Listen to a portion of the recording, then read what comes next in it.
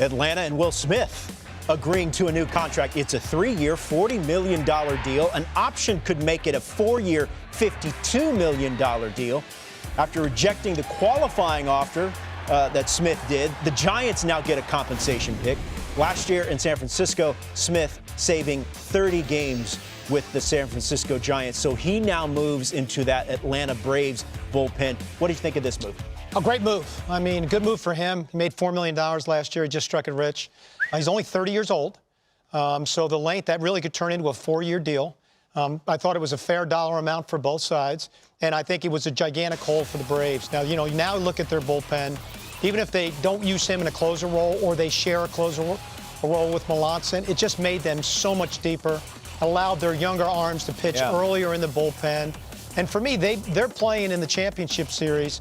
They would beat the Cardinals if they closed out some games that they should have won. So I think it was a good sign on both parties. And then this here from John Heyman, Carlos. Braves are still planning to use Melancon as their closer, so Will Smith will set up. Now, clearly, this is, mid-November, Carlos, and we know that these things are fluid, but that is interesting. Yeah, when you call him a setup, it's almost like it's really not accurate. Right. I know Heyman is just putting it out there, but in reality, I see him as a fireman.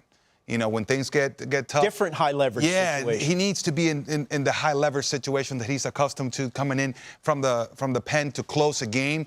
I think he will thrive on a fireman type of role. Yeah, real quick too. Now the Braves don't lose their first 2 picks for this signing. The Giants get their 3rd player next year's draft, which somewhere around that 75 to 85 areas. Okay. So the Braves' first 2 picks are still protected, which allows them potentially to do some other things.